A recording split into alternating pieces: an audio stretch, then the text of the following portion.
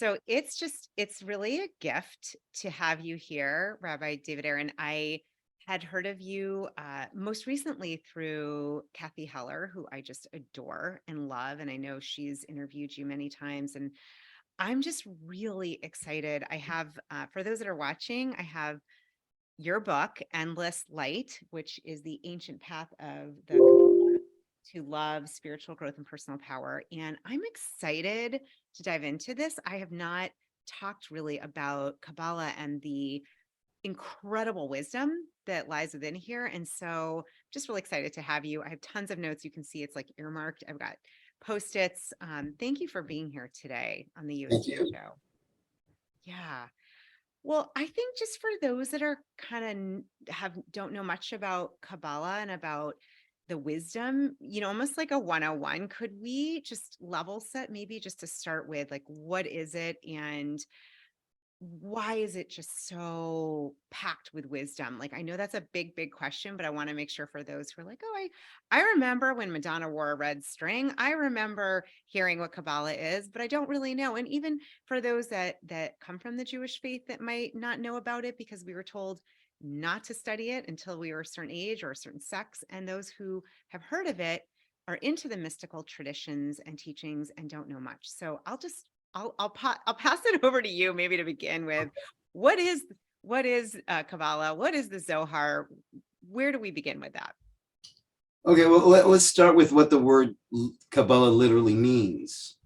Yeah. Kabbalah doesn't mean mysticism. That it doesn't translate to that at all. Kabbalah literally means to receive. I'm sure you and many of the listeners have heard of what's called the law of attraction. Oh yeah. In the book The Secret. This is really the law of reception. It's a very different kind of a law. The law of reception basically states that all good is here and now and always. And the problem is that we are not getting reception. We're like radios. Imagine two radios having a conversation, and one radio says to the other one, I can't take the noise. It's driving me crazy. And the guy says, what noise? So don't you hear the noise? It's everywhere. So I don't hear noise. I hear music. He said, what do you mean you hear music? There's noise. He says, wait a second. Are you tuned in? And the guy says, tuned into what? He said, hey, we're radios. And if we're not tuned in and in alignment, we're not going to get, the broadcast. So right now in your room and in my room, there's Chinese music playing, but we're not hearing it because we don't have a radio that we've turned on and tuned into that channel. And so the Kabbalah basically presents itself as a science, how to engineer one's life in order to be receptive to the presence of God. And now the presence of God is here and now and always. The presence of good is here and now and always. The presence of peace is here and now and always. The presence of love is here and now and always. Are we tuned into it? And our job is to receive it with the intention of transmitting it on to others. That's really the essence of what Kabbalah is teaching us. Okay. Wow. Okay. So love how you just, I remembered that, but just the idea of the law of receiving. And I think what so many of us struggle with, and myself included, is being able to receive as a receiver, being open to receiving. I would love to just start right in there. There's so many things I want to ask you about it, but how do we tune ourselves to the frequency of God, to the frequency of love and good and to peace? How do we do that, especially for those that maybe were raised thinking or feeling stories they're not good enough, not worthy, whatever's getting in the way? I think to start there would be really powerful. Well, I think in order to receive, we have to have proper definitions. I mean, you just made that comment about, worthy to receive love. Love by definition means you don't have to be worthy. If I'm worthy, it's not love, it's business. I mean, a lot of people think I don't deserve love. Nobody deserves love. You don't want to deserve love, then it's not a gift. If you deserved it, it's not a gift, it's a payment. The other day, my wife and I bought our neighbor a gift. She says, oh, you really didn't have to do that. I said, Of course, I didn't have to do that. If I had to do that, it wouldn't be a gift, it would be a payment. No, this is a gift. And by definition, a gift is not something that you deserve. So I think one of the reasons that we're not receptive to love is because we have something confusing that I'm not enough, I don't deserve this, I didn't earn this, I did nothing for you. I remember a woman that was in one of my workshops afterwards, she said to me, I need to talk to you. And then she burst into tears. And I said, why are you crying? And she said, well, because you're nice to me. I said, oh, I'm sorry. I mean, because I'm nice to you, you're crying. She says, well, because I've never done anything for you. I said, why would you have to do something for me to be nice to you? If that were it, then we're back to the business model, which isn't a bad model. It's just not this. And I think one of the reasons why we're not receptive is we don't really have a clarity of what it is that we're here to receive, you know? And I think it's hard for people to receive a gift. They feel humbled. They feel, well, I don't deserve it. And that's the point. You don't deserve it. You don't want to deserve it. If you did deserve it, it wouldn't be a gift anymore. Let's talk a little bit. I love what, this is, to me, we're getting into that greater realm that God, divine, the universe, light, that is a different paradigm, a realm than coming at it from the human the human business, the way of looking at it as a business, or if you give this to me, then I give it back. We're talking about something really more expansive. And I'm curious, you said we don't have the clarity often on what we're here to receive. Can you say more about that? Right. The Kabbalah teaches that the Creator created the world in order to give us the greatest goodness. And we're here to receive the gift of the greatest goodness. What is the greatest goodness? Well, so when I think of a moment in my life that really would capture the greatest goodness, I would be lying in bed and my mother would be sitting beside me, reading to me Winnie the Pooh. I think I was maybe 18. I'm just joking. I was maybe 3 years old. And there was my mother, a woman from Poland, who didn't read me Winnie the Pooh. She read to me Winnie the Pooh with her Yiddish accent. And I would go to school talking about Vinny. My friends thought he was a mafia leader. Who's Vinny? But I grew up, my mother was there and she was reading to me Winnie the Pooh. And that captures a moment of the greatest goodness because my mother was giving me the greatest gift, which is called presence. She was there for me. What my mother did is what the Kabbalah describes as how God creates the world. The Kabbalah says in the beginning, there was just God, the presence of God. And then God moved his presence out of the way and put us in the middle and then condensed his presence and gave it to us. And that is the greatest gift. When somebody puts you in the center of their lives and completely concentrates themselves here for you, that's the gift of love, that I feel that you are present, that you are here with me.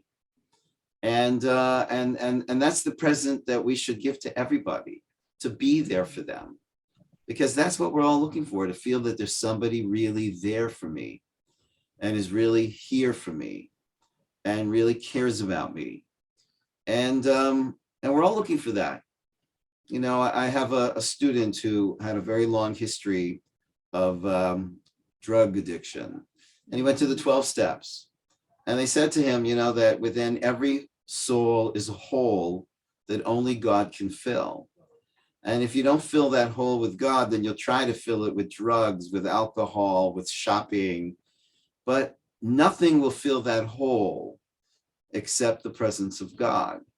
Well, so he said, okay, I want to change my life. And he stopped doing the drugs. And that's when his life fell apart.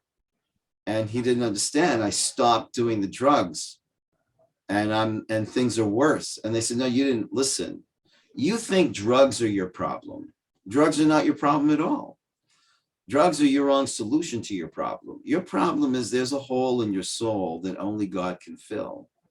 And you're filling it with drugs. So when you stop trying to fill it with drugs, if you don't fill it with God, then you go back to empty.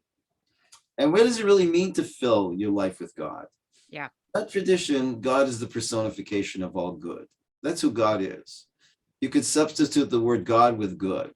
And to fill your life with good means to be loving and caring and kind and compassionate and empathetic. And when you fill your life with that, you feel good when you do good. You know, we're in a world where a lot of people are hoping to feel good because they look good. But that doesn't really solve the problem, because looking good doesn't always make you feel good.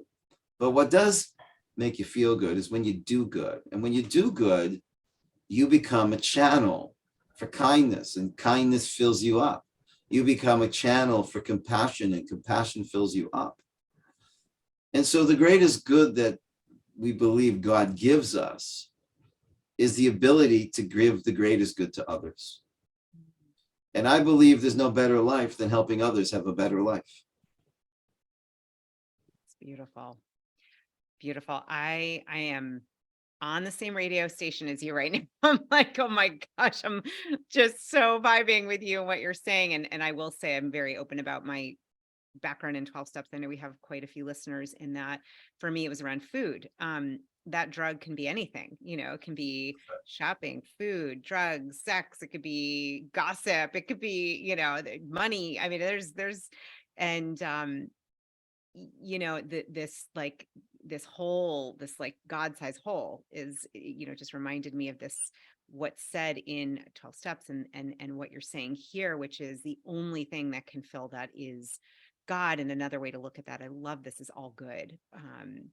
Right. Love that. But I would just kind of change that. It's not the only thing that can fill it. It's the no thing that can fill it, because we're trying to, I saw a great bumper sticker that said the best things in life are not things. Mm. Love is not a thing. Meaning's not a thing. Compassion is not a thing. We're trying to fill the hole with things, and we need to fill the hole with the no thing. And the no thing is love, compassion, truth, kindness, peace. Those are the faces of God. Basically, if a person says, I don't believe in God, I believe in good, to me, that's the same thing. Yeah. If you live in service of good, then that's synonymous with what others would call service of God, because where did the word God come from? The word God came from, obviously, from the word good. God is the personification of all good. And so if a person says, I want good to rule the world supreme, I want to live my life in service of good, I want to channel more good into the world. And then what are all the ingredients of good? The ingredients of good is kindness and compassion and love and fairness and honesty. And that's when a person feels good, when they're doing good and channeling good. That's what it's about. We're radios. We're here to receive in order to transmit. I love that. I'm thinking about when for sometimes, especially within the 12-step world, and when there's an issue with using the word God, I know we have used the good orderly direction, which just feels like, similar to, yeah. And I've sometimes, there's some days I'm like, I'm not really sure what it is, but good orderly direction sounds like it's a good place to start. Right. So it goes with that. That's really, I have a lot of thoughts. And I think one of the things I want to talk about in your book, you talk about love and oneness. This you can call that unity, consciousness, oneness, being. I'd love for you to really go through what that means and how we can embody that. Right. Well, science has been trying to figure out what we're made of. And once upon a time, they thought we're made of atoms, these indestructible little balls. And then they realized that we're all made of energy. I believe we're all made of love. I think that's where 100% pure love. And that's what we're all made of. And that's what this world is about. And that's why so many songs are about love, and so many plays are about love, and so many movies are about love. We are obsessed with love because that's what we're made of, and that's why we're here. And when it says love your neighbor as yourself, that is the principle, that is the all-encompassing rule of life. It's to love your neighbor as yourself, because that's who we are. We are pieces of love. But what really is love? Love has four ingredients. The first thing in love is to create a space for somebody else. You know, if you're self-centered, then you can't love. You have to move yourself out of the center and create a space for someone who's not you and put them in the center of your space.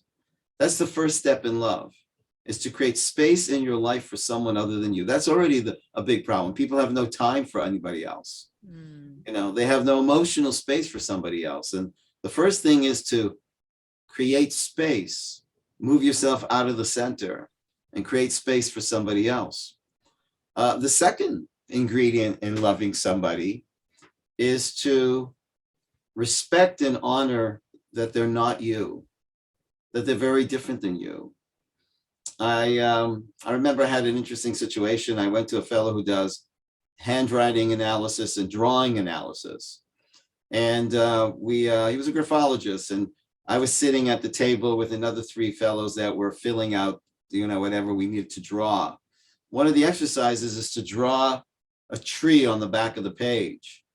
So I drew my tree, and then there's a guy next to me that drew this little tiny tree in the upper left corner of the page. And then the guy beside him drew a tree that took up the entire page. And then I saw, we'll call him Mr. Big Tree, looked over at little tree, and he was struggling, and he was disturbed, and you could see that he was bothered. And he finally said, "Excuse me, I hope you don't think I'm intruding," which means you are. And he said, you know, you got the instructions wrong. And little tree says, "I did." He says, "Yeah, you're not reading. It says clearly, draw a tree on the back of the page. You didn't do that." The guy said, "I didn't." He said, "No. First of all, that's not a tree, that's a shrub. Second of all, that's not the back of the page, that's the upper left corner of the page. He wants a tree like mine." And he shows him his tree. And I said, "You see how we are? We so assume that the way we see it is the way everyone sees it." And it was so funny because my tree was the right tree. They were all wrong. And so really, love is creating a space for someone who's not you, and respect and acknowledge how not you they are and what it means to be not you. We have a tendency to project on others what we want them to be. You know, I had this experience with a woman that I was dating and I got engaged to. And one day I showed up in a suit that I never wear, and I don't even feel comfortable in anymore, but my other suit got wet. And so I put it on, and she opened the door of her apartment, looked at me, she says, "Oh my gosh, the way I always pictured you." Now, I understand that. I mean, we saw each other every night. You don't have to picture me. You saw me every night. And then I realized that the whole time that we were dating, she was cheating on me. She was seeing another man, and she thought I was the other man because she had projected. She didn't respect who I was. She didn't see who I am. You know what respect means? The word respect comes from the word spectacle. Inspect, respect. Respect means I look and I look again and I look again and I realize that what I saw yesterday isn't necessarily what I'm going to see today. You see, most people see what they've seen and hear what they've heard. Respect means I see you for the first time every time. And I don't assume and I don't project. And I certainly don't project my dreams on you. And so the second element of real love, and this is all based on the Kabbalah, this is how God created the world. It says that God created space within his light, which was that sacred space, and then put us in the center, and then acknowledged and gave space to our otherness. You know, when you get married, you're getting married to someone who's a significant other. You have to allow them to be other and significantly other. And that's very hard for people. Then the third element of real loving relationship is to give of yourself to another person. That's what I mentioned before, that the Creator created the world to give his presence. Give your presence to someone. That doesn't mean gifts. That doesn't mean golf clubs or perfume. It means what do we really want? To somebody to really, really be there for us, to hear us, to acknowledge us. We're all looking to be seen, and we're all wanting to be heard. And that's the greatest gift, is that somebody's there for you and acknowledges you and you feel wanted. I can't imagine how painful it is to be an unwanted child. We all want to feel wanted in our lives. You know, we all want to feel loved in our lives, because that's what we're made of, and that's why we're here. And then the fourth element of love is to allow your lover to do the same to you as you've been doing for her or for him, which is allow them to make a space for you. Allow them to see you. That's what intimacy means, into me see, you know. And so it's I'm not you, and I allow you to see that who I am. And I receive what you give me. You know, I have a friend who got divorced, and he loved his wife so much. But what he didn't realize is he would never, ever allow her to give him. He would always say, no, no, please, no, no. And so she wants to give, and he's not willing to receive. And most people think that love is about giving. Now, sometimes the gift is to give others the gift of giving to you, and humbly and gratefully receive that. So he would never receive from her. But how is a person supposed to feel connected to you if they can't give to you? And people don't understand that's a gift, to allow somebody to give to you. You know, it's with our children. You know, the truth is that parents love their children more than children love their parents. It makes sense. Why? Because the parent is giving and giving and giving. The child doesn't have that much opportunity to give to their parents. You know, they do, but you know, maybe when the parent gets old, but generally it's a little bit of a one-way relationship. And so the more you give to your child, the more you invest in your child, the more you feel identified with your child, the more you feel a deep connection. And so you have to give people the gift of allowing them to love you. And a lot of people don't allow people to love them. And that actually happened with this woman. We broke off because it took me a while to realize that she didn't believe that she was worthy of being loved. And as I mentioned before, you don't have to be worthy to be loved, but she didn't believe that she was lovable. And so it didn't matter what I would say or what I would do. It's like a person who's colorblind. They're in a world filled with colors, but they don't see colors. Some people are love blind. They're not receptive to love. And that goes back to the law of reception. It's learning to receive and not be uncomfortable to receive. People think if I'm receiving, I'm vulnerable. No, you're receiving, you're human. And that's a huge part of learning to receive gifts in your life and just say thank you. I think that's one of the greatest show of humanness, is to be able to just say thank you. Just say thank you.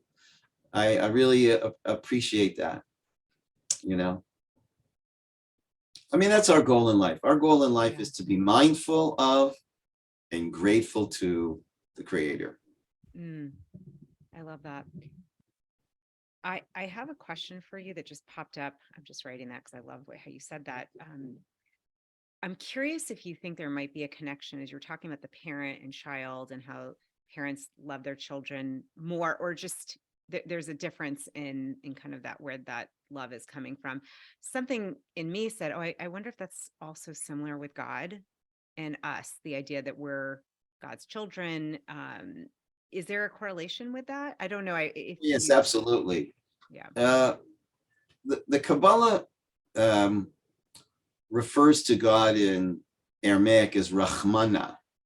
Rahmana means the unconditional loving one. And the word Rahmana comes from the Hebrew word rechem, which means womb. And that the way the Kabbalah describes the human divine relationship is we are to God like a baby in the womb of her mother. And that really, that baby is not the mother, but the baby exists within the mother. the baby is a part of the mother. The baby can't exist without the mother. And so there really isn't a duality. There isn't a mother and a baby because the baby has no separate independent existence. So really within the oneness of this mother is a baby that's not the mother and yet is a complete oneness with the mother. And the mother loves her baby with the same unconditional love that she loves herself, because that baby is a part of her and yet knows that that baby's not her. And that's what love is. Love is, love is, I'm not you. Yeah. And you're not me. And you somehow we're one. And that's what makes it so incredible. Yeah. And so that is the human divine relationship. The Kabbalah teaches that there's really nothing but God. Well, what does that mean about me? Am I an illusion? No. Well, then am I God? No. Well, so you just said there's nothing but God. There's nothing but God, and not God is a part of God.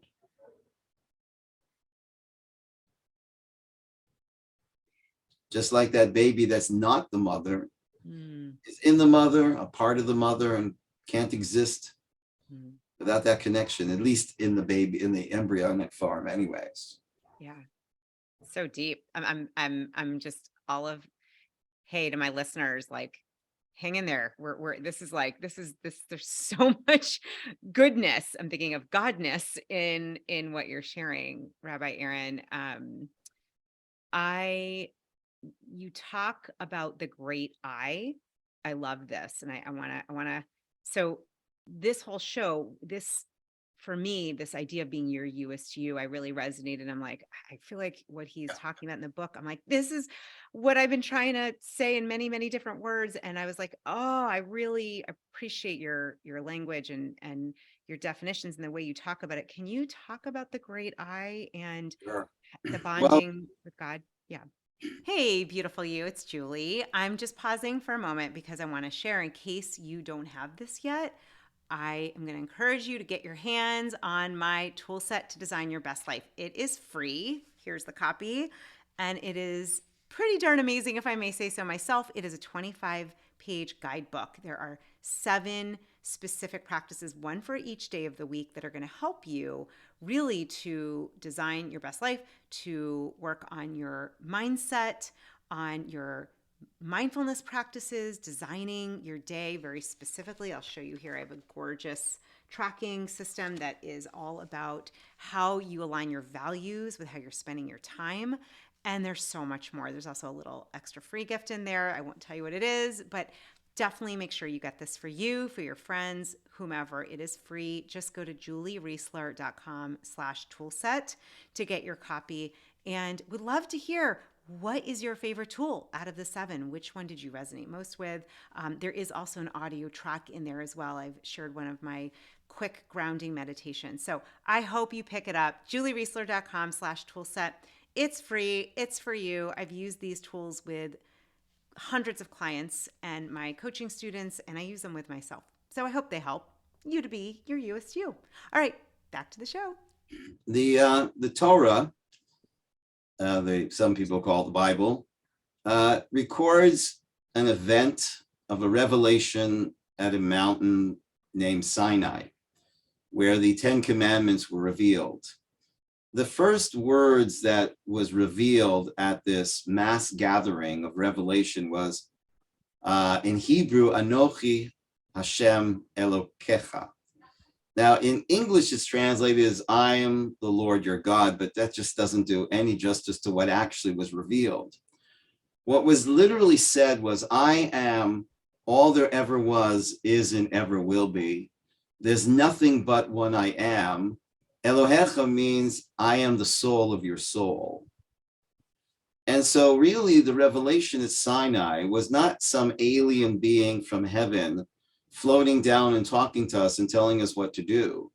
Actually, who we met at Sinai was ourself.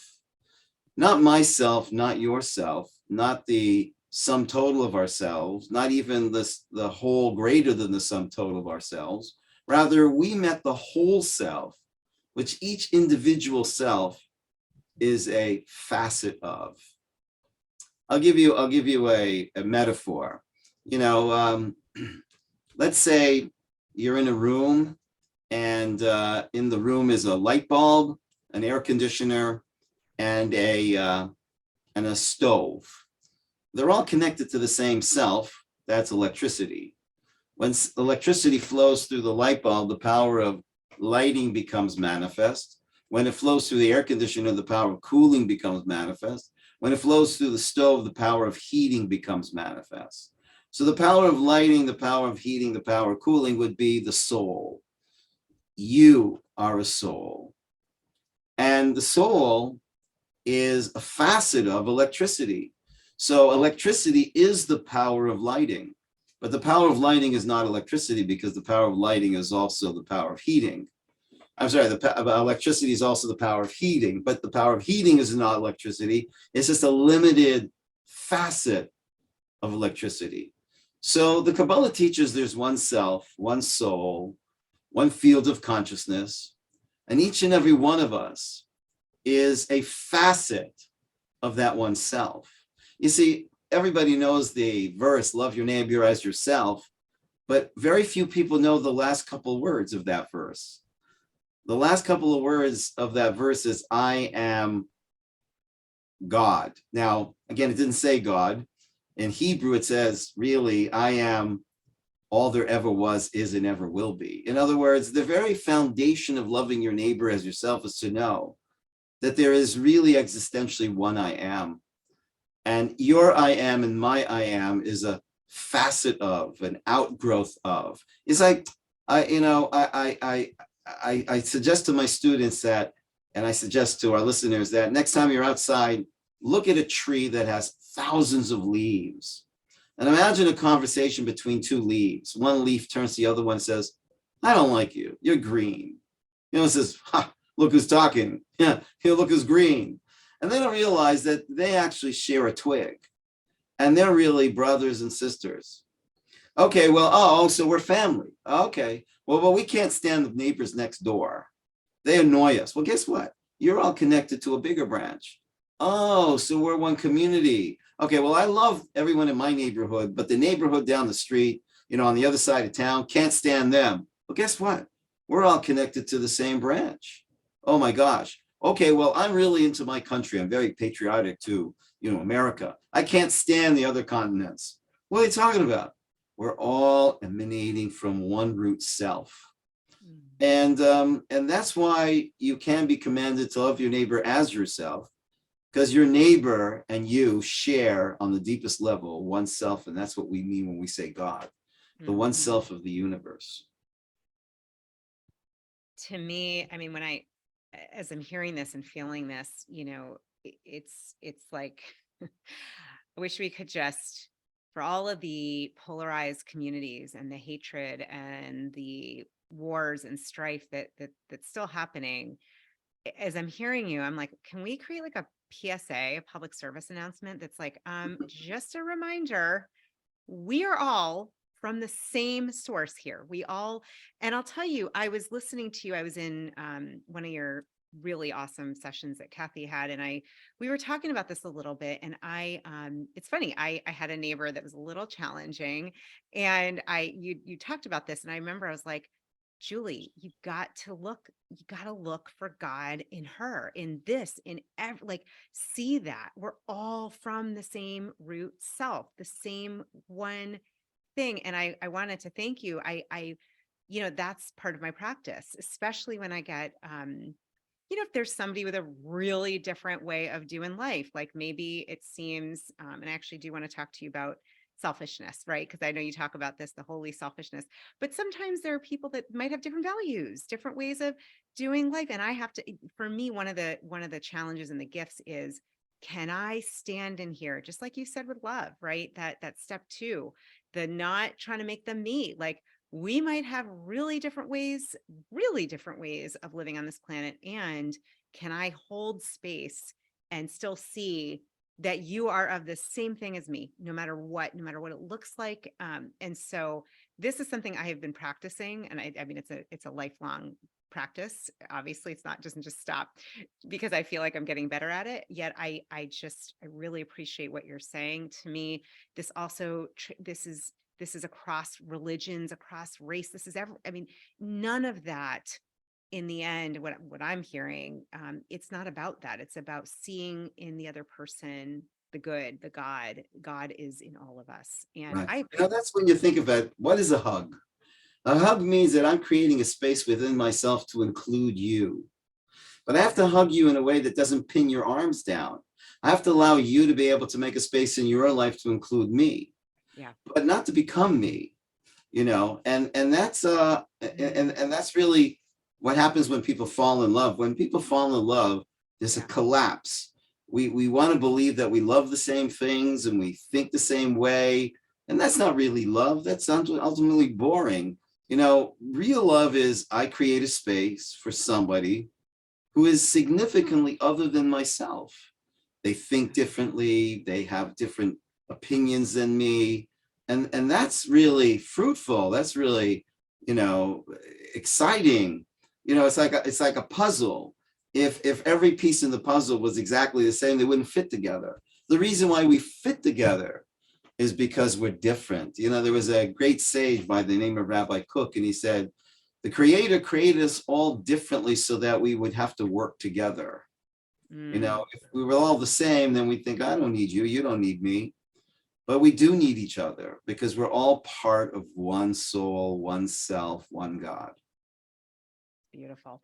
With the hug, I have to say, and I thought that came to me because there's the whole energetics when you hug somebody, your heart, literally, there's an electromagnetic field around your heart. There's a connection, a deep bond.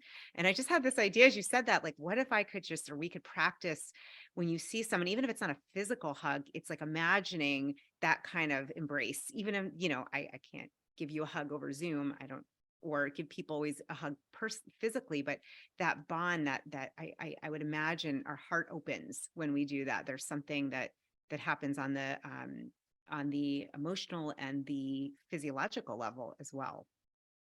It's the same thing with raising our children. Mm. There's the Torah, the Bible requires a commandment to be fruitful and multiply. Well, what does fruitful and multiply mean? Why couldn't we just be fruitful or multiply? Why do we have to be fruitful and multiply? It sounds like it's just saying the same thing, but it's not. It's saying that we are responsible to bring many people, but many different people into the world. And so, in raising your children, it's a crime to think that every kid is the same and to think that what works for this one is going to work for that one. And when you really love somebody, again, you create a space for who they are, not project on them who you believe and wish they'd be. And you acknowledge their otherness of you, and you give of yourself to them in the way they need to receive it, not in the way you need to give it. Yeah. I've seen this. I have two of my own children, and I have a stepdaughter with special needs. And I've learned in being there on the side, helping to raise her. My husband has custody for the most part. I mean, most of the time. And so we have her with us a lot. And I've learned so much about what you're talking about, this love, not having expectations. I mean, it's been really fascinating because my two children are very different. And we have our third child who is definitely very different. She's on the spectrum of autism. And, I often am like, wow, I have never seen her in a bad mood. Like, talk about good. She is in this state of receptiveness around good, like no one I've met. And there are times it seems like I'm not sure what's going on in there. Yet what I've been learning, and it just feels connected to what you're saying, is, God is in all of us. So that good that she's able to hold as a transmitter, that radio station, I would love to be able to hold that station as even a fraction of what she's able to do. So it's been very interesting learning around especially children that are different, that have different development. developmentally different, and to really get, like you said, that we need each other. And it's something I've been learning as I've been going as her stepmom, like, wow, you are teaching me something I could not have known had you not been part of my life. It's been really incredible. Beautiful. Thanks for sharing Yeah. it. Yeah. I want to talk you. I love this idea. Well, you get into the to endless light of, you talk about this idea of holy selfishness. And I really want to dive into that because it really resonated. And I think, I know you get into the two different kinds, so I don't want to, I'll let you explain it. I just think this is something very important because many of us, as we're talking about love and openness and being, creating a space so that we can be present with others. I think sometimes on the flip side, I know I've struggled with this in my past, was overly doing that to the expense of not taking care of myself. That's, of course, in the people pleasing category, which is not something. Um, it has not been a healthy trait, and I've been learning how to make sure to have that love and care for myself. And I know many of my listeners have talked about struggling or working through that. So would love to just hear that you share more about, what does this mean, holy selfishness? Right. Thank you. The philosopher Friedrich Nietzsche basically said that morality is doomed to bankruptcy because it's asking of people to be selfless. And man, by definition, is selfish. And therefore, morality has no hope. And the truth is, the Kabbalah teaches that the goal is not to be moral, the goal is to be holy. And holy is very different than moral. I'll give you an example. Let's say you're walking down the street and you see a person who needs money. So you could do an act of holiness or you could do an act of morality. An act of morality is, I feel really bad. I feel guilty that I have this money. I feel bad that this person is going through a hard time. Maybe if I don't give them, I'll suffer the same fate in some reincarnated state. And I really should give them, and I shouldn't be selfish. And okay, I'm going to part with my money and give it to somebody, some stranger. That's a moral act, and that's really great, but it's not going to last very long. A holy act is, I see this homeless on the street, and I just know that he's a piece of me. And I don't feel I'm giving up anything, because if I saw my foot lying somewhere on the street, I'd pick it up. It's my foot, and this person is a part of me. And so holiness is to act from a place of wholeness. Holy was spelt wrong. It should have been spelled WHOLLY, because holiness is I'm being whole. And a whole person is a person that's part of a greater whole. When you're part of a whole is a part of a whole. And so I don't feel that I have to be selfless. I feel that it's incredibly, sweetly, holy, selfish to take care of another person because they're part of me. Our sages teach us that if you are cutting a bun with a knife and you accidentally cut into your left hand, would your left hand take revenge on your right hand? Said, how could you do that? No, it wouldn't do that, because I'm a left hand because you're a right hand, and you're a right hand because I'm a left hand. How could I be a left hand without you? I'm not you, and yet I couldn't be me without you. And so I'm really love is very selfish, but it's a holy selfishness. It's a good selfishness. To really be selfless is to not care about anybody else, because then you're negating your true self, which is part of them and they're part of you. And so you're not asked to be selfless. You're asked to be wholly selfish. And selfish means you and I share oneself. And helping you is helping me. When people ask me if I can help them, I say, you're doing me a favor, that I can do something for you. Thank you. What a privilege and what an honor. There's no better life than helping others have a better life. And So, they say that there's a chemistry to kindness, that when you do an act of kindness, you get this little shot of dopamine in your brain. And even if you see an act of kindness, you get a shot of dopamine in your brain, because kindness is self-rewarding. You feel good when you do good. And when a person says, well, isn't that selfish?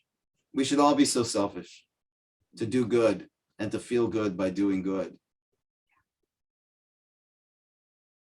I love this definition. I want to dive a little bit deeper, because my question for you, one of the ways I've heard, love your neighbor like yourself, and I'm focusing here. I don't know if you know Louise Hay and her work, who Yes.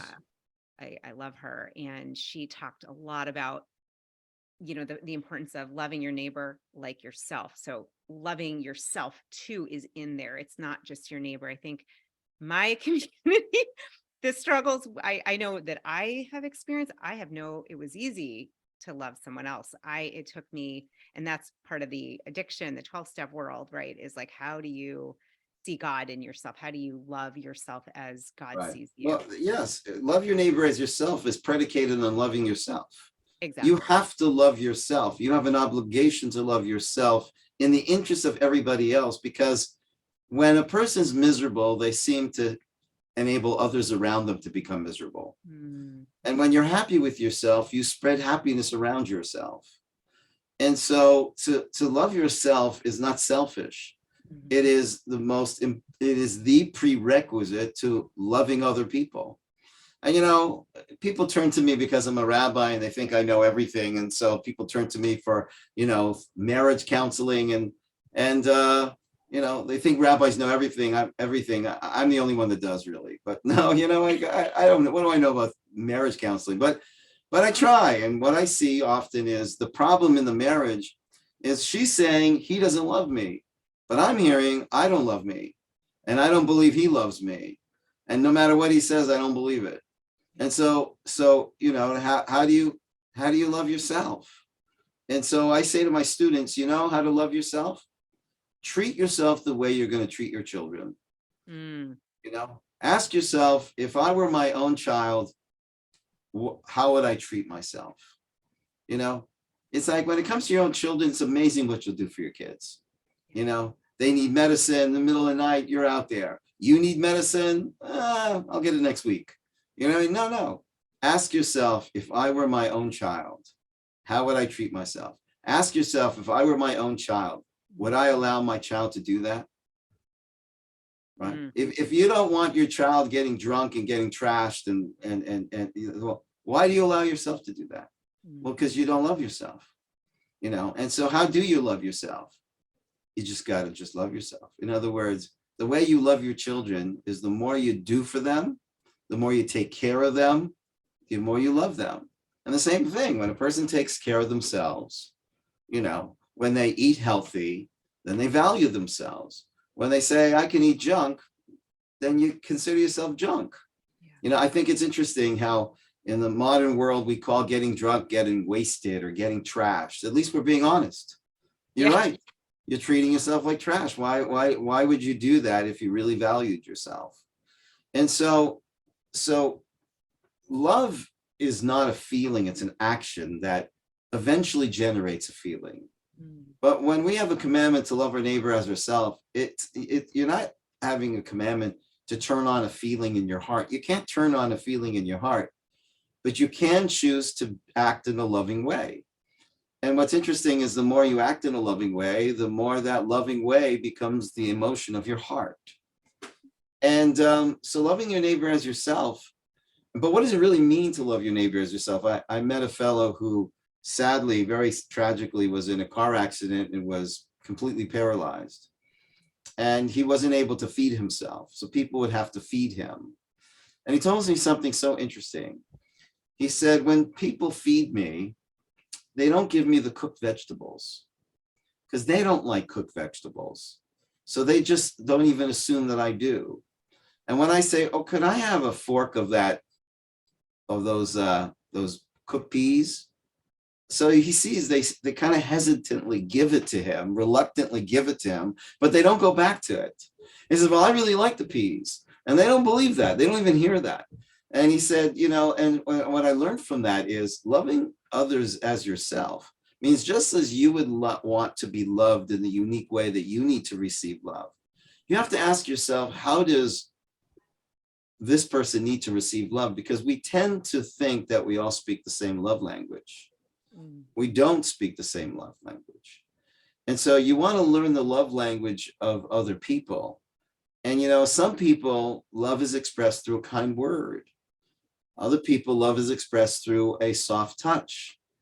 Other people, love is expressed by a thoughtful gift. But maybe that's not your love language, but you have to learn their language. To love your neighbor as yourself is just as you want to be loved in the unique way that you need to receive love. You need to learn what is their way of receiving love. Beautiful. Goes right back to what you said in the beginning. The whole point is receiving.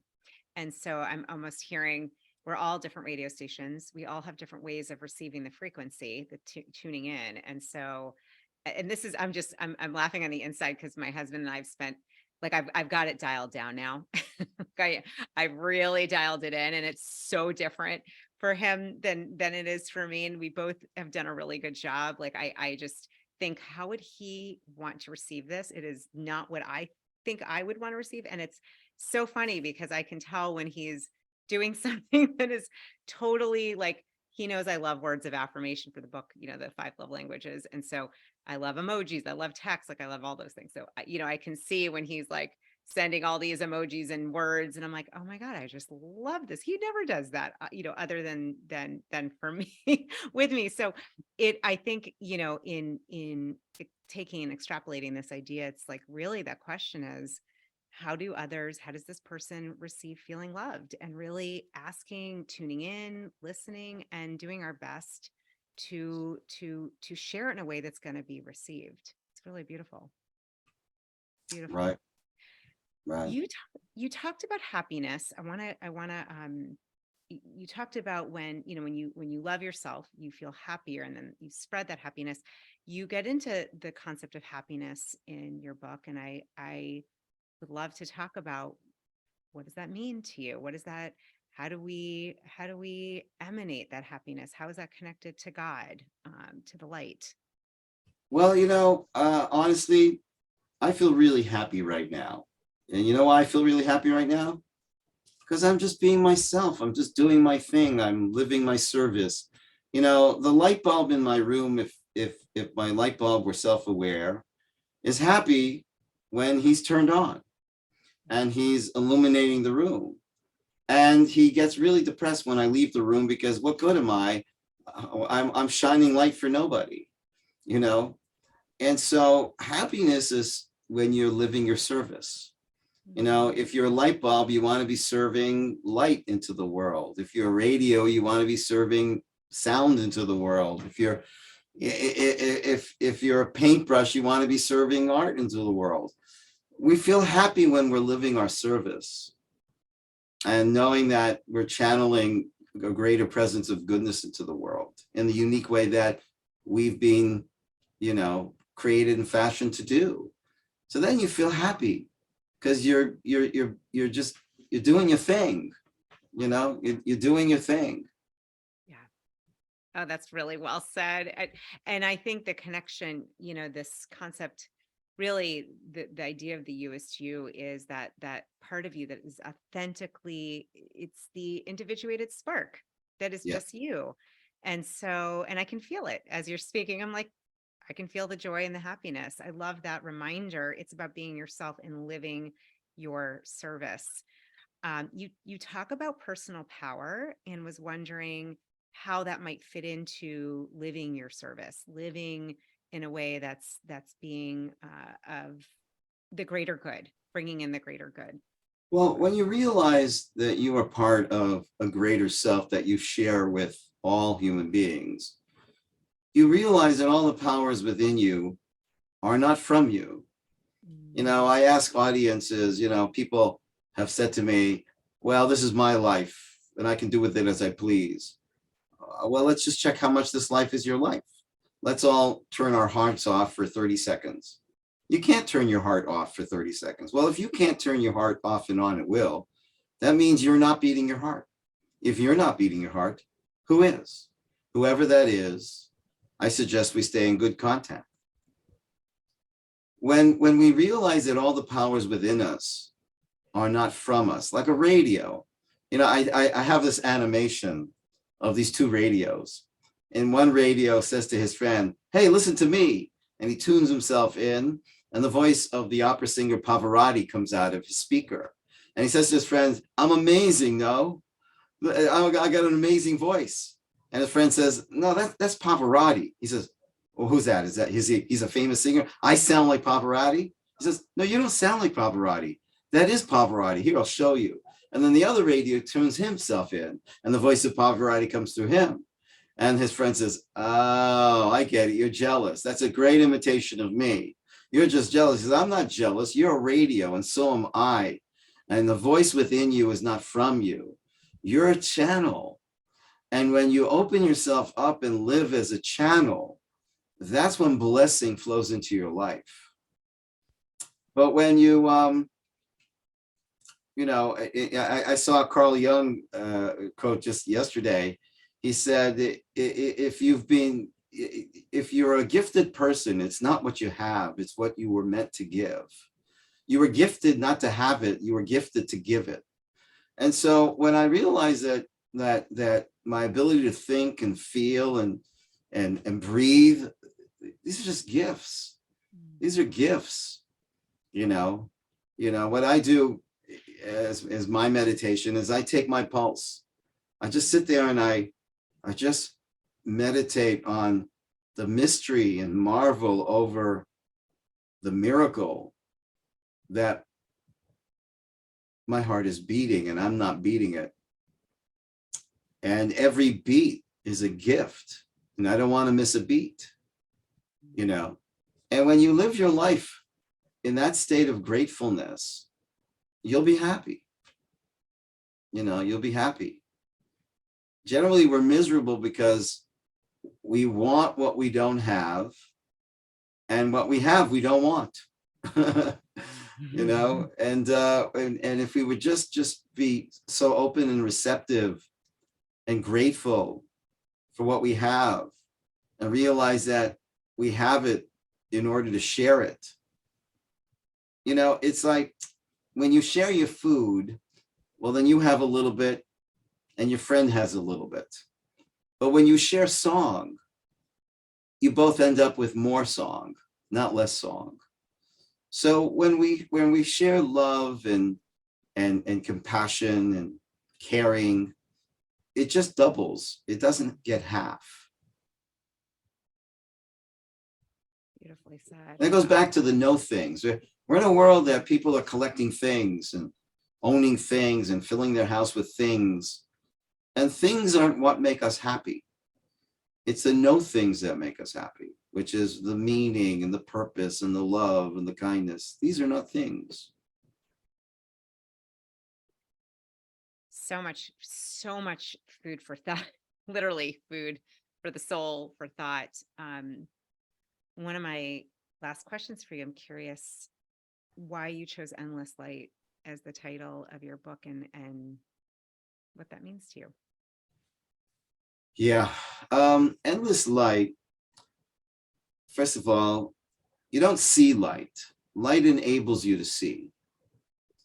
I was once waiting for a meeting with someone, and in their office, there was a book called What Do You Mean When You Say God?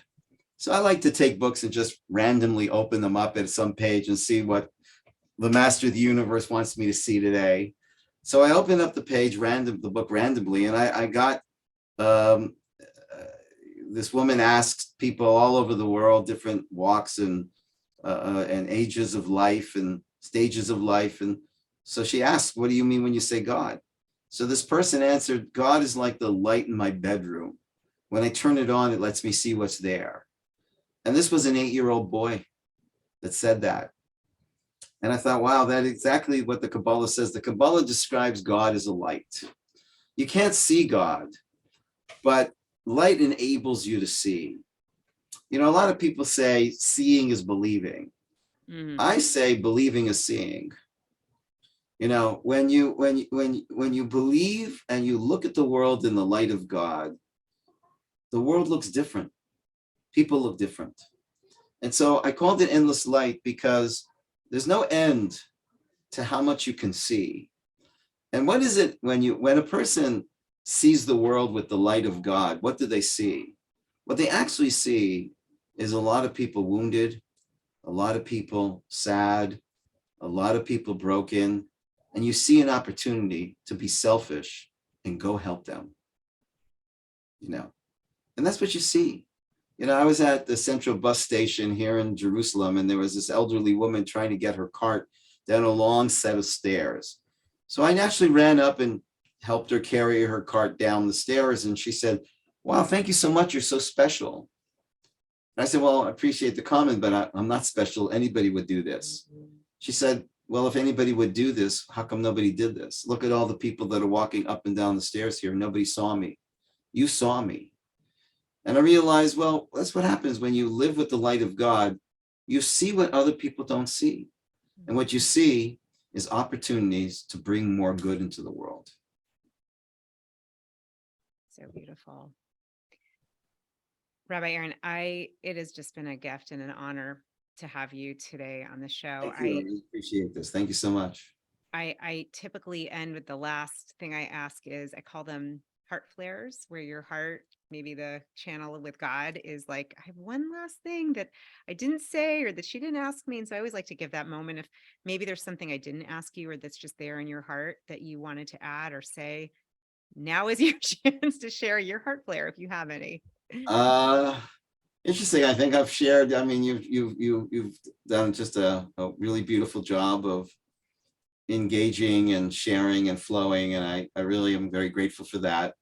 And I just want to bless you that you continue to bless us with your wisdom and your great charm and smile and care, and most important, your authenticity, because you really do radiate realness, and we are desperately looking in a world where people are real. I call them relationships, real relationships, not just relationships, real relationships. And that's what we're all looking for: realness, authenticity, really coming from the heart. And in our tradition, it says that words that go from the heart go into the heart. And I'll end with a story. There was an old woman that used to go to a talk of a big rabbi. The rabbi gave the talk in the Jewish language called Yiddish. But this woman was from Taiman, and she came every single week to his talk, which was in a language that was odd that she would know.